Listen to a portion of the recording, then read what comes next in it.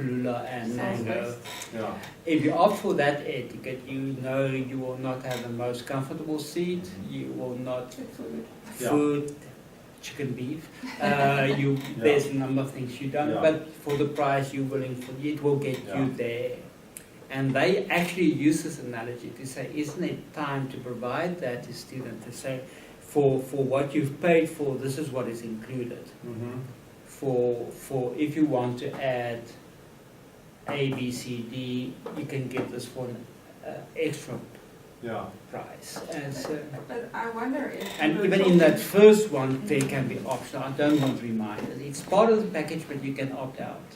But I do wonder, when you were talking about what is our value contribution, is our value contribution from a teaching point, not that we need to provide that guidance. Students may not know that they actually need this package versus that package of options.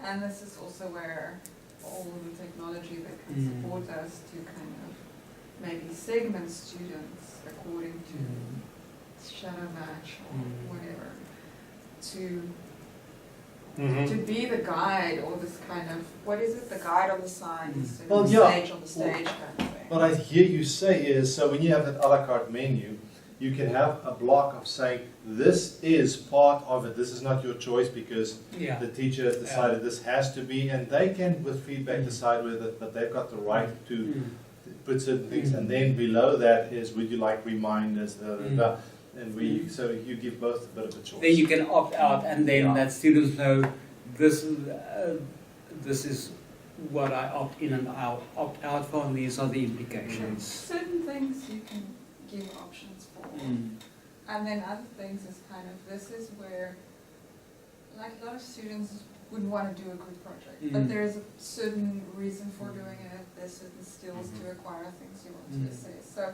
they don't want to do it, but that's part of the education process. You have pedagogical motivation. So certain things you can and certain things you can't.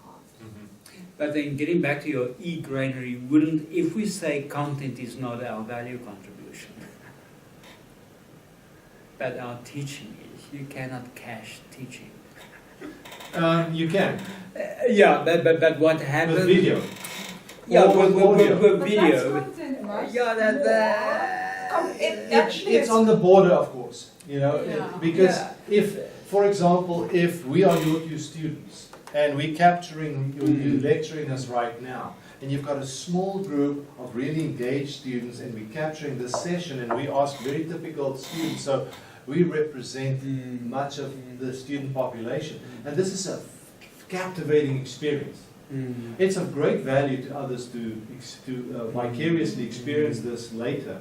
Just like when you watch a TED Talk. But now, very interesting. The content has educational value, but that's not where our core contribution lies. They can find a good TED Talk on the elasticity of demand. They can find 144,000 YouTube videos on the issue of elasticity of demand in microeconomics. Which one? Okay, that's an issue. Our lecturers decided, and I actually wanted to add it to what Amy said when she spoke about or Kristen. Our lecturers just decided there's just too much work to go through to find which one is produce our own. So now there's 144,801 videos. But because it has reputational value, it's the sage or the stay. But then the where I want to go, if maybe it's just my style of learning that has changed. But I find it increasingly difficult to listen to a podcast of an hour. Or 40 minutes. You have to bring it down or a TED Talk. I mean, it can be so enticing. But there's information overload. So what would work for you? So let's narrow down to this interesting situation. I would love to have 4 5-minute clips. I would like to have the transcript. I would rather read the transcript of the 5-minute video than actually watch the 5-minute It's video. interesting, like sometimes I want a video and sometimes I want the transcript to just scan through it. Scan through. Yeah, because you can immediately see, yeah, this is just lava. Yeah, that is how my learning style has changed, and I'm not sure what happened then. And I'm not sure how generalizable it is. It reminds me of a very interesting thing I've seen on YouTube. I watched a lot of how to do movies on YouTube. And how often do I watch a movie where the guy is now going to show you how to change a filter in your car, for example. Okay, I've got that same car, I want to see now how to do this thing. And you move 3 to 4 minutes into the movie and he hasn't touched the car yet. You know, yeah, these models often have problems with this and all kinds of background noise about this filter and on and on and on. I just want to see how to change the stupid thing. I don't want to hear all your stories about, yeah, you know, the nuts and bolts and this and that and the other. Just show me how to do it. That's why you got me here. That's the title of your film. That's why I'm sitting here. You totally bought me hook, line, and sinker that I can see. Now you talk about other stuff. And I need to change the filter today. So. And I find so many educators don't go and say, okay, let's open to the engine. Okay, I'm going to go through 3 steps. First of all, how to prep it before you do it, Okay, now step 1, this is what we do. And you go right into it. Okay, and you're watching, and it's right meat and potatoes from second 1. But they start with it later, you know, and so that's just pedagogical. I almost think, and I hate to, as possibly someone coming from a sociological human background, human background. You from sciences, some background, I lost it somewhere, but anyway. I think context is important. I would really like to open the window and say, this is the discourses. But I realize increasingly when I engage, look for resources. I want to scan a written text to see, is it not? Yeah. I will want to make that judgment in seconds before I look for another one. When I do want to watch a video, it must get to the point, your point, as almost before it started. I have one, I'm not an app person, but I have one video that is linked on my iPad as an app, how to tie a bow tie. I love bow ties. I love it. And not these ready-made ones. I mean, no class. I mean, done yourself. You must do it yourself. But you don't do it every day. And I scanned about 25 of them. One that stands out. And it's on my laptop, and that's standard. When I ever get to the point that I need, that's my go-to. And it's short. It's to the point. So I think I hate just in time the production cycle, the industrialization of knowledge. I think there's a lot of dangers in that, but I think the benefit would be just in time, a hyperlink on a word in a text that would give me a 4-minute intro into postmodernism, or when I need to know something, to take me there and bring me back again, not take me to another one. I'm the same, but at the same time, from an education point of view, you also need to engage with things in more depth. Oh yeah. See how they fit together, and it becomes more complex. But often the Wikipedia article, where you start with a concept, will lead you into deeper.